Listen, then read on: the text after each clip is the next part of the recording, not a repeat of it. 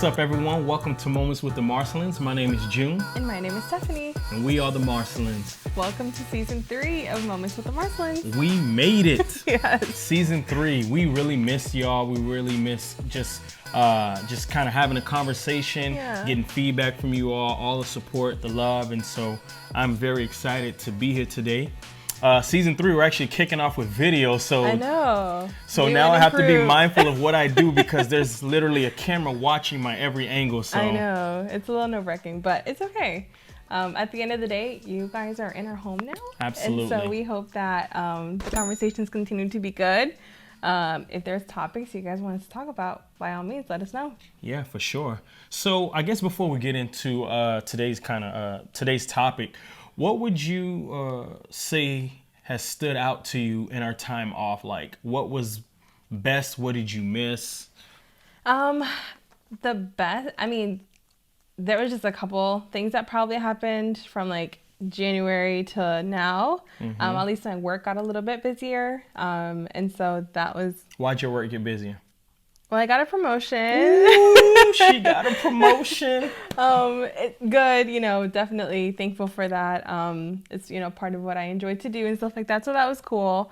And then, just new series with, our youth ministry and, just doing more things that we wanted to do. Obviously prepping for our videos now. So sure. I think that was a lot of the homework that we had on our end, and, really just kind of, diving into like what important conversations do we want to have, and things that we either wanted to do more studies on, books to read, just a lot of different things. So I feel like it was just so much kind of going on within that time. What about you? For sure. I think what I enjoyed most about our time off, like you said, was kind of prepping for season 3, as well as just a lot of reading. I was doing a lot of reading, a lot of just devotionals, just meditating. And so I really enjoyed that. It wasn't the pressure of, okay, every week I need to, create something. And so it was kind of good to have that time off. I know a little, to begin with, I was a little against it, but I definitely saw the goodness of just kind of taking a break, taking a rest, and then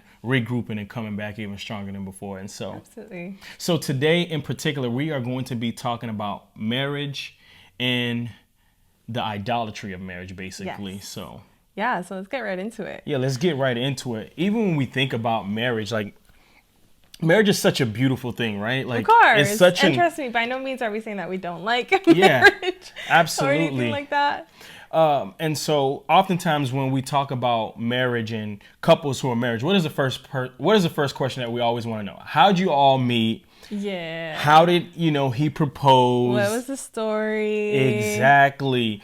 And so we love to get that. We love to get that information because it just kind of shows and tells the story of a couple. And you're like, you know what? I could see that happening. And so when we talk about marriage in general, and I think it's also good, to look at the origins of marriage, and what did that look like before? And, what comes to mind is in Genesis 1:28, the first marriage ever, between Adam and Eve. And so God tells, them both, to be fruitful and to multiply. And so we see there the first marriage that ever took place, Right. And so marriage is designed by God.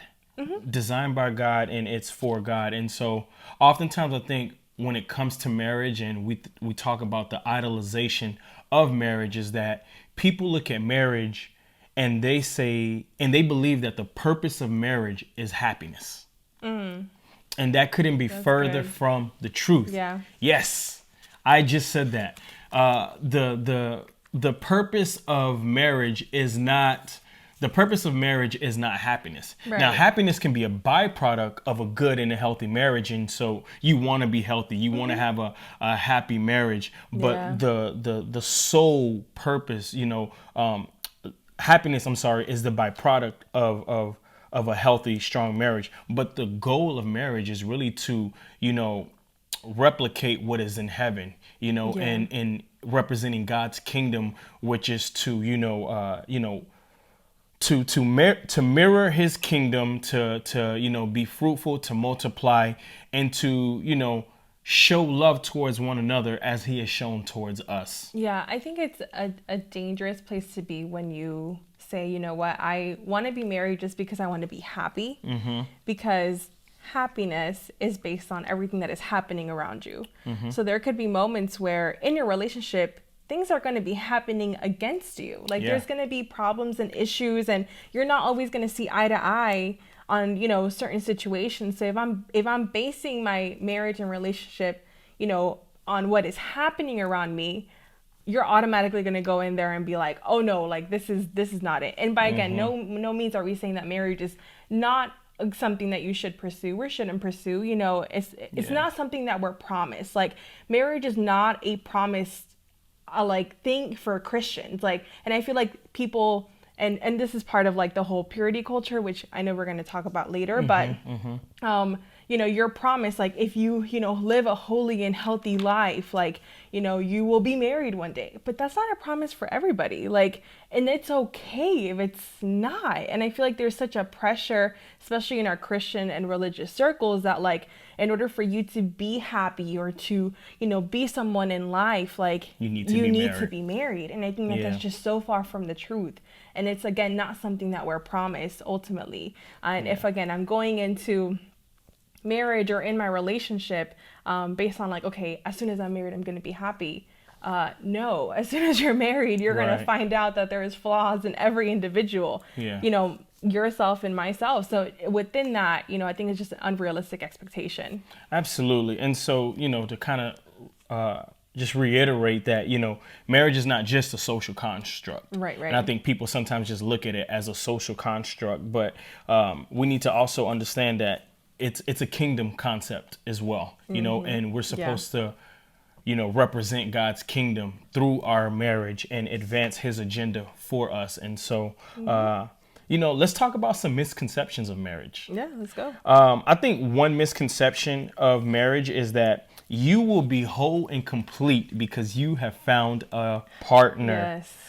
Yes. So go ahead. You seem like you got something to say. No, because I see this. You see this in a lot of different spheres. But like, if you are not married, you're seen as like even less than. And I'm just thinking back to like when I was just like a young adult. And you're still a young adult, but yeah. Yeah, I mean, when I was like, I guess, a single young adult, where like I felt like people didn't take me seriously because I wasn't married. That's so good. But it's like, God has perfected or continues to perfect his work in you, regardless of the status of your life. Right. Right. And it's like, he's the one that formed you and knew you before you were born. He didn't make you as like a half being for you to like come into earth, find your spouse or your partner, and then be whole. Yeah. He made you whole in need of him, not of another person per se, to kind of make you complete. Does that make sense? So I think that puts the extra pressure of like, I need to, you know, look for that person that's going to make me whole, because to other people around me, there's a misconception that I am incomplete. Yeah. And it's like, no, God has called you for a purpose. God has called you for this moment. And he's the one that equips you and makes you whole within that. Like, absolutely. You know, I am whole. I am one person stepping into this relationship. Yeah. You know what I mean? And therefore, we're not lacking. You know what I mean? Like, you're not incomplete because of that. Yeah, I guess, for sure. I think a question that comes to my mind when I think about, you know, this misconception that people have, and this is a question that I'll ask you, is how can you expect someone who did not create you to fulfill you? Say that again. How can you expect someone who did not create you to fulfill you? Like, it sounds ridiculous when you really think about it. Like, I didn't create you, nor did you create me. Yeah. I mean, you know, through, you know, I mean, we know how we got here through our parents, but that was by and through the help of God. Yes. By the help of God. And so I think it's interesting when you really think about it like that and you write it down, like, okay, you didn't create me, so how can you fulfill me? You know? And so I got a practice that I want you to do. Like, and I was thinking about it because sometimes people are like, you know what?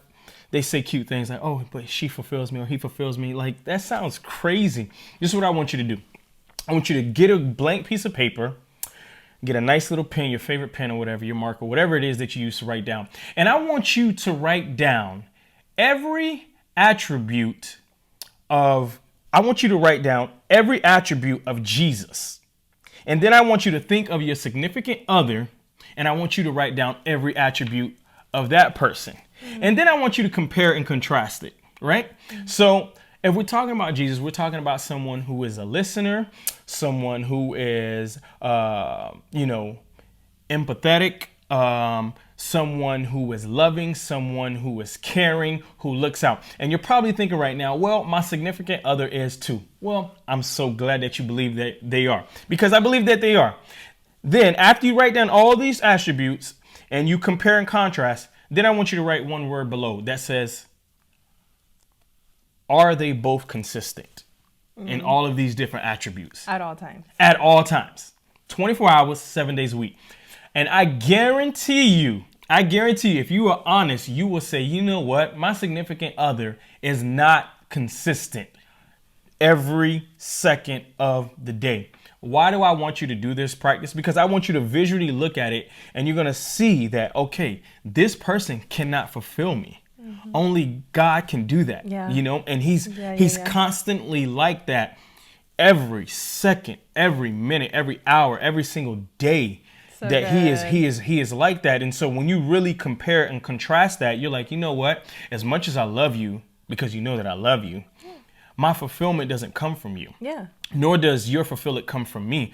And so we have to look at it as like we are an addition to each other's life, but we are not the source. You get what I'm saying? Right. And so God has brought you into my life to help me and vice versa. But we have to understand that it comes from him. Yeah. And anyone that is single to understand, listen, a marriage is not going to fulfill you. I want to go back to something you were talking about when you said that people are looked at as less than. Because oftentimes, especially in church circles, and whether it's some type of leadership role, pastoral role, it's like, well, are they married? And I'm like, and I used to hear that all the time, and I used to think that was normal. But then, like, as I got older, I started thinking about it. I'm like, wait a minute. So you mean to tell me that my qualifications on my abilities and what I have studied for and what I've learned is dependent on whether or not I'm married? Yeah. Like, that's crazy when you think about it. And I think if you dive in deeper into that question, part of it is their sexual integrity going to be compromised because they are single versus married? And I think that is a misconception within itself, because just because you are married doesn't mean that you are like free from sexual temptations or struggles or issues. Like, that is so far from the truth. And so it's just like, will this person maybe not fall in a different type of way because they're single versus married? Like, no, that's not. And I think it kind of dives into our second misconception that we were talking about, is that marriage will cure the issues in our own lives. Yeah. And that is, sexual temptations, depression, loneliness, all these different things. Is like, marriage is not a cure. Yeah. Marriage is a relationship. That's and good. It's not a solution to anything. Mm-hmm.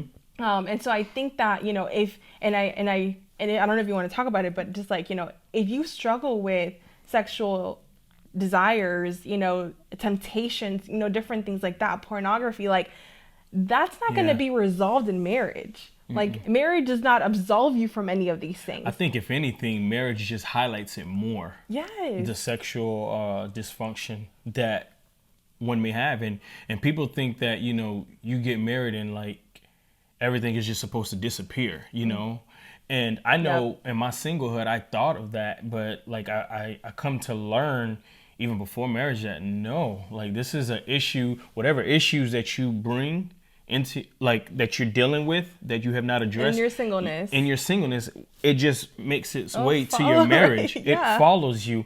And so, kind of like to what you were touching on, we need to understand that marriage is not going to be a cure. It's not going to be a cure to whatever issues that you have. I think because at our core, there's 4 things that we want. Mm-hmm. At our core, we want a sense of belonging, someone to love, someone to love us, and we want a life project, a sense of purpose. Yeah. At our core, each and every one of us want these 4 things. And so anytime we feel lonely or anytime we feel like we are not, surrounded by love or things like that, we tend to go to vices, whether it is sex or whether it is drugs, because we think we use these things to emotionally try to pacify whatever it is that we're trying to soothe whatever it is that we're going through. And so we've shown the capability that, hey, we want to survive, and so we have found an outlet that we want to go to soothe ourselves. And so we've shown that, okay, we can be resilient. We're just going about it in the wrong way. Right. You get what I'm saying? And so instead of drugs, instead of, sex and things like that, because you think the sex is going to cure your sexual relationship. No, it's really just coming to God and just laying it at his feet. And to put that in practical terms is like, okay, God, like I have an issue. Like I need you to help me deal with it. Right. Surrounding yourself around a community that can help you get into counseling and the help that you need, because I can't tell you how many times people are, in marriages that, they thought that the issue would go away. They thought that they'd be fulfilled. They thought that their sexual temptations would go away. Right. And then you wonder, okay, why is it that, my husband or my wife cheated on me? You know what I'm saying? And the symptoms would be, well, I was bored, or I wasn't given the attention that I wanted, or she made me upset. And all of these are just symptoms. But when you look at it at our core, at the core reason, we emotionally use people to fulfill the loneliness that we carry. That's so good. We emotionally use people to fulfill the loneliness that we carry, because each and every one of us has a void that is in us. Yeah. And kind of like to what I already talked about, those 4 things that we want. And so when we feel alone, we have a tendency to look for that emotional support in other areas that we shouldn't be doing. Yeah, absolutely. And so when we, kind of pivot our focus or kind of look for that sense of outlet or for that person or thing to become the cure, what we then do is completely like absolve and not even like think about like God's power and what he can do at work within us. So I then have a misconception of your role in my life, because the only one that can truly change me, cure me, heal me, transform me, it's the power of God through the work of the Holy Spirit. You're not the Holy Spirit. And so we put then an extra level of weight and a responsibility that you were never supposed to carry. Yeah. So I'm over here thinking like, fix me. Yeah. But you weren't meant and designed to do that. You were meant to support me alongside my journey. Yeah. I'm the one that has to deal with that. Right, but it's right. with the Holy Spirit. Does that make sense? And just to even be a little transparent, I think early on in our marriage, we were kind of looking at each other like, hey, help me. You know what I'm saying? Like the expectation. It wasn't necessarily help me. It was like, fix me. Yeah. Fix me. And I know that I dealt with that when I was, when we were honestly just, I was kind of dealing with a lot of hurt. I know we've shared a little bit in our, I think it was our first season with our relationship. Episode 3. Episode 3. And so I, we're, and if you haven't watched it, go watch it and take a listen. Check it out. But within that period, I was so hurt by what was going on. I couldn't believe that we were in that situation so early on. And I wanted you to fix how I felt. But that could only be done through, me sitting down and was like, Lord, I surrender this pain to you. I need you to help me in this. Yeah. I need you to heal me. I need you to remove the sting. You know what I'm saying? And what's interesting is that men, in our natural habitat, we are fixers. So I thought, you know what? I can fix this. And let me do everything I can to fix this. Let me be the most trustworthy person. Let me do ABC. Let me be completely transparent with where I am, what I'm doing, all of these things, only to find out that it didn't mean a thing. No. And then it wasn't until then I was like, okay, like I have to surrender this to you, God, because I can be the most trustworthy person and she not trust me. And then what was highlighted to me that God spoke to us is that, listen, I am God. I am perfect. Yeah. I only want to see you succeed and be the best version of yourself. If you can't trust me on a daily basis, how much more do you expect someone to trust you who are flawed? And I was like, ooh, just Just slap me. Just. So then at the end of the day, trust is a choice. It's a choice. It's a choice that we have to make on a daily basis. So when we begin to look at all of that, and it just like, you know, through the work of like counselors and, you know, which I believe that there are, you know, heart healers and, you know, really put on this earth to kind of help us and guide us through, you know, that emotional turmoil that sometimes we find ourselves in, like, you know, and just taking the right steps, reading the right things and having the right people around us, like you can walk towards a journey of healing. But for me to put that sole responsibility on my partner, on you, is unrealistic. And I set you up to fail. Yeah. Because you're not meeting my expectations. And when expectations are not met, I then become frustrated. Yeah. And then in relationships, oh, but I'm not happy. Oh, but you're not, you know, fulfilling my every need and my every desire. They were only supposed to fill a certain level of, you know, they were only supposed to fill you at a certain capacity. Like even when you begin to think about like the friendships in your lives, you know what I'm saying? Like you need friendships in your life because they fulfill you in a different way that I can't. Absolutely. You know what I'm saying? Yeah. So for us to put marriage as like the only and the, you know, the full source of fulfillment that is going to cure and heal and everything, it absolves every other relationship that God has designed us to have, you know, because in the Garden of Eden, Eve came before the fall. Yeah. Eve came before the fall. So that shows us that we were designed for community. That was God's ultimate perfect will. Yeah, he said it is not good for man to be alone.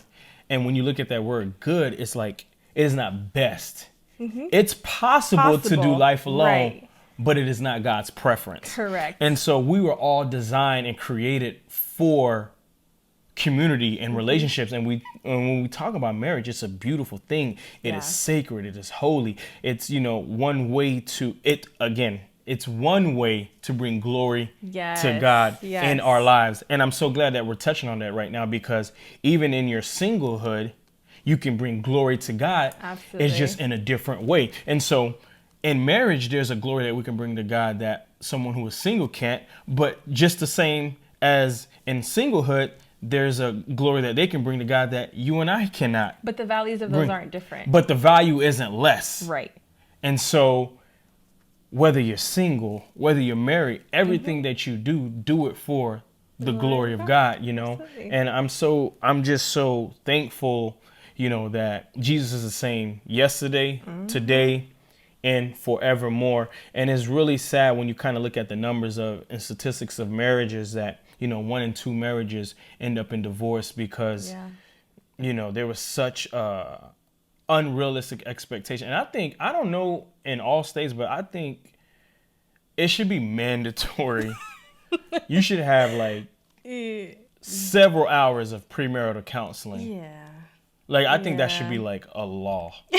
Like, for real. That's just our opinion, guys. Call me crazy, man, but I'm just like, I don't know. We've had even people kind of come to us and like, hey, we're getting married. I'm like, okay, like, have you had premarital counseling? And then I just start asking them questions like, have y'all discussed this? And it's just like, no. And I'm just like, oh, Lord. I was like, all right, let's meet. When are you free again? Like, we need to have this conversation before, you know, because, you know, I don't want y'all to be set up for failure.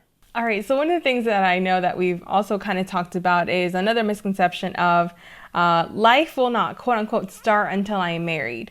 Part of that kind of stems off the fact that, you know, until I am married, then I am whole. So I'm not this first whole person that can do what God has called me to do, you know. But at the same time, we have to understand that God had his purpose for you and created you for a purpose. He created your, you know, significant other, your partner, your spouse for a purpose.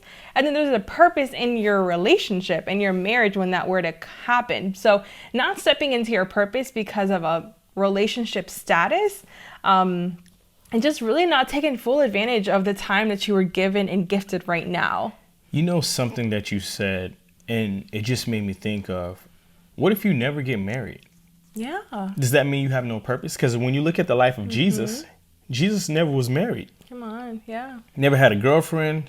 He probably had a crush, but he never had a girlfriend, you know? Right. You know, and he lived his life purposefully. Yep. With a purpose, you know, right. And he was the greatest individual to ever walk the face of the earth. So to put your life on pause until you meet someone, that is doing a disservice to God, the one who created you. You know, that's a disservice. That's to say to God, okay, you did something wrong. Yeah. You know, you did something wrong. And until I'm in this marriage, then that's when I can begin to start living. Yeah. And in all actuality, that is the furthest thing from the truth. In your singleness, you can be used by God for his purpose, you know, and walk in your purpose. And again, like, I don't want to make it seem like marriage is a bad thing, because again, it is a beautiful thing. But I think, you know, what society has done, what we see from the time that a little girl is young, you know, it's about, you know, being married and, you know, it's about being saved in your distress by a male superhero. You know what I'm saying? It's you being stuck in a castle, and here comes, you know, your knight in shining armor to save you. You know, you're taught and you're groomed, like, since you were little, that your life will not fully begin until there is a man by your side or a woman by your side. And so within that, it's kind of like, you know, those then movies and, you know, Hollywood and all this kind of stuff then kind of gets ingrained into what we would then expect in reality. Absolutely. You know, and it's not true. I don't know. I feel like, again, you're doing yourself a disservice to want to wait until someone who is, you know, going to come or not come, you know, at certain, because again, we're not promised that. It's not a promise that I'm going to live a good Christian life, and the goal of my Christian walk with Jesus is marriage. That's not the goal of my Christian walk with Jesus. My walk with Christ is to be more like him in any area of my life, in whatever status that I am in, and it's to be transformed on a daily basis, you know, through his word and walking out his purpose in my life. And so I think, again, it puts you at a disservice, you know, because, you know, not that God can't restore years, and I believe that he can, and restore time, but waiting on a status, you know, I think it can hurt, you know, it can hurt. I think it's also good to just recognize that what you see in Hollywood, they're acting, and it's just that, you know, like, marriage looks nothing like what it does on the films, like, absolutely, you know, it's like we're talking about real life, and so keep that in mind as well. And not to put individuals on a pedestal. Right. And understanding that everyone has flaws, you know. Correct. Yeah. And I think aside from that is also, like, you know, all of social media, right? It's like you have like the social media influencers, you know, in our time now, where it's like you see these perfect relationships, and then the moment that you like look away from your screen and you look at your significant other, you're like, well, why didn't you do that? Or why aren't you doing that? Or whatever the case may be. And it's like, we need to look for healthy relationships, not perfect relationships, you know? And at the end of the day, your life starts and has started since the day that you were born. You know what I'm saying? Question kind of comes to my mind as we're kind of like talking about this is, like, what role have we, and when I say we, obviously I'm just speaking in general, not us in particular, but also us in particular, what roles have we played, whether unknowingly or knowingly, in our past to this idolization of marriage? Yeah. You get what I'm saying? Because even when you think about conferences, singles conferences, where it's always filled up with women for the most part, you know? But what is the main topic? The main focus, come on. The main focus is always, how do you prepare for marriage? Right. It's not, how can I just be the best in my singleness? Like, even those conversations can be misleading, because it's like, again, it's not promised. It's a great thing, but it's not the thing. Right, you know what I'm saying? Right. And it's important to understand that, yes, there is room and space for that. How do you prepare for marriage? We talked about premarital counseling, but not going, so I feel like in the conferences that I've seen or, you know, have been a part of, it's like one level of extreme, but there's not necessarily a healthy balance of it to what you said. It's okay, either or. Yeah, it's like an either or, but it's really not. It's supposed to be a both and. And so it's like, okay, what do I need to do to prepare for marriage? But at the same time, how can I live my best life being Yes. single. Oh yeah. And understanding that that is not a curse Right. from God, Right. you know, and that this may just be a season, you know, but how can I glorify God in this season, in my Right. singleness? Because let me tell you about some perks of being single, Yes. you know, because like I think like people forget like there's perks about that. Like you can fully be devoted in your purpose to God. That's right. You know, like you can be fully devoted in your purpose with God. Yeah. Not that you can't be devoted to God in your marriage, because you can't, but your attention is divided. You know what I'm saying? Like between your wife, between your husband, Family. for your family and things like that. But when you're single, no, it's just you and God. And I know that sounds so cliche, like, oh, that's so easy for you to say, but like, no, it's the truth, Right, you know? right. And so, yeah. And Yeah, so, I remember reading the book. I think it's called Sacred Marriage, where it talked about, you know, if you want to pursue God fully with absolutely no like restrictions, stay single. But if you want to be more like Jesus, then get married. Not that again, either or is a good or bad. It just is. But it was interesting that they kind of, you know, elaborated that about, you know, in that book. absolutely. I What's the think next misconception? The next one was, you know, something must be wrong with you if you're not married or engaged. And I do feel like that's just kind of like the same thing in Christian, you know, circles, where it's kind of like, and I don't know if you want to talk a little bit about this, is like the pressure that men are put under to pursue someone, you know, in a Christian space, like, you know, or in a Christian circle, like, you know, why aren't you looking for someone? Like, why aren't you following a woman? Because on the woman's end, it's like, there's something wrong with me because I'm not being pursued. Because all the movies and everything that I'm watching, like, the male is a pursuer, you know? So did you ever kind of experience that, like, pressure to, like, pursue and to, like, find a wife and, like, be in a relationship and then get married? And Yeah, absolutely. And I think it's something that's not talked about enough, the pressure that men sometimes go through, you know, in some circles when it comes to marriage, especially in Christian circles, I would definitely say. I think, you know, because in my singleness, I was a part of like 5 weddings where I was like either a groomsman or something. I'm just like, okay, when is it my turn? You know what I'm saying? And so I know what that feels like, and I'm not insensitive to that. And so it's like that pressure that is there sometimes in these Christian circles, like, you know, you need to find a wife so you don't fall into temptation for, you know, so you can live, quote unquote, a pure and a holy life. And the focus is so much on that. And then, you know, realizing when you get married, like, these things don't just go away. No, you have to work towards these things. And I know we already discussed it, but it's just like, yeah, there's a level of pressure that is there for men as well. And so it's like, that shouldn't be there. You know, it shouldn't be there. And, you know, my life, my makeup, I'm not worth any less because I'm not married. Yeah, absolutely. You know, Absolutely.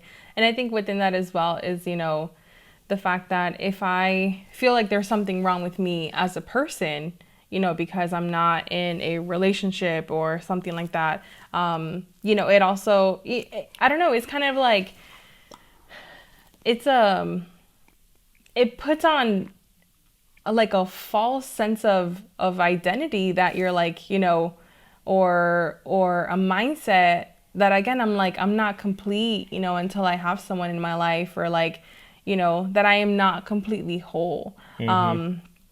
And within that is kind of like, you know, absolving all the other relationships that God has put in your life, you know, that are flourishing, that are complete, that, you know, bring value in addition to your life. And that if I don't, you know, that, you know, the only one missing is the marriage status and like the relationship status and stuff like that. Yeah. I love that to kind of go back on what you were saying as far as just kind of flourishing in relationships. Like, again, we were all created for community and for relationships. And so let's flourish all of our relationships. Let's not Yeah. focus simply on marriage. Like, Right. I have siblings, I have a parent, I'm a son, and so I have friends, I have associates, and so flourishing in all your relationships, and that is important. We Yeah. can't just push all those relationships aside for marriage, that only to find out it's not what you think it is. It's Right. not, the movies. It's not perfection, but both individuals have to work towards it. It's a beautiful thing, but and happiness is a byproduct of it. But the goal of it is really to replicate God's kingdom. Absolutely. And mirror God in that, and have that unconditional love when there's imperfections, when there's disagreements, and when there's two individuals aren't seeing eye to eye, and understanding that is a part of life, and so let's not idolize it. Absolutely. I think one of the important things to consider is how us as believers who are married kind of even talk about marriage and reflect marriage to those around us. I remember growing up, like, I never had like the conversation of like, okay, this is what you need to expect when you get married. Like, this is what you need to expect when you are going to get engaged. Like, these are the struggles and the issues that you're going to face. I had an idea, but then walking into it, and again, it's like sometimes like you can't fully prepare to something that you never really lived, so I understand that part, but I never had that conversation of like, this is what is going to happen or what can't happen. But sometimes marriage is like overhyped to be this solution to all of your problems. And when you walk into it, it's like, this is not what I expected, or this is not what someone told me was going to be, like this beautiful thing. Well, no, in reality, every relationship has ups and downs. So why would I expect anything different in a relationship? Trust me, I absolutely love being married to you. I wouldn't change that in the world. There was an analogy that I heard the other day that I was like, yo, that is so funny. And it's kind of true. It's like, and I know this happens to me and you all the time, and it just kind of makes me like angry sometimes, but it's like, I tell you about a restaurant and a food and a particular dish that I liked at a place, and I'm like, yo, this restaurant is so good, oh my gosh, you have to go, we have to go, I have to take you, and you're gonna like absolutely love it. And then I take you to it and you eat the same dish that I did, and you're like, yeah, it was all right. That happens oh my quite gosh, often. that makes me so like, what do you mean you didn't like it? Like, I loved it. It was so good. It was amazing. Yeah. Whatever. It's like, that's what we tell people sometimes when it comes to marriage. Like, oh my gosh, it's going to be like this great thing, like because of a certain experience. But then that person walks into it, sits down, and then is like living it. And they're like, no, this is not what you mentioned. Like, this is so different good. because all of the different, factors that contributed to their own experience. And so I think at the same time, like, there needs to be the unveiling of the truth about marriage, like what you are going to face, like the issues that you might, confront, and how to resolve them in a healthy way, in a biblical way, and stuff like that. Which goes back to my question, like, what role do you think we've played? And so that's what this podcast is honestly all about. Like, we're centered on our moments together on three things, and one of those things being transparency. Yeah. Having transparency, having a level of transparency, and letting you know that, hey, we don't have it all together.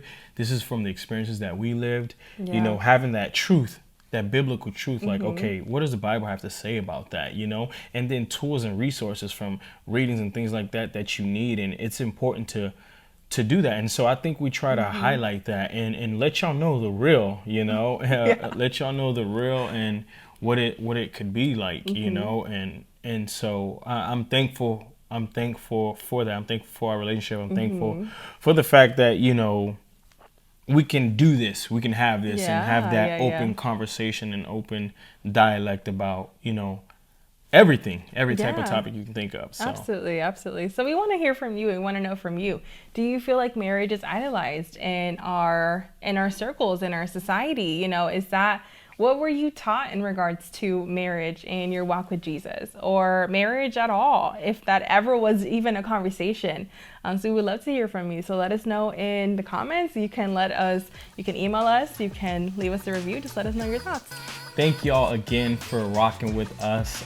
Season 3 is going to be a movie. It's going to be awesome. It's going to be everything awesome you can think of. That's what season 3 is going to be. And so this is just the beginning. And so thank you again for your support. Make sure that you go ahead and ring that notification bell so you can get alerts whenever we drop a new episode. Share with a friend, subscribe, leave a review. Thank you again for rocking with us. Y'all be easy. Take care. God bless. And much love. love. Peace.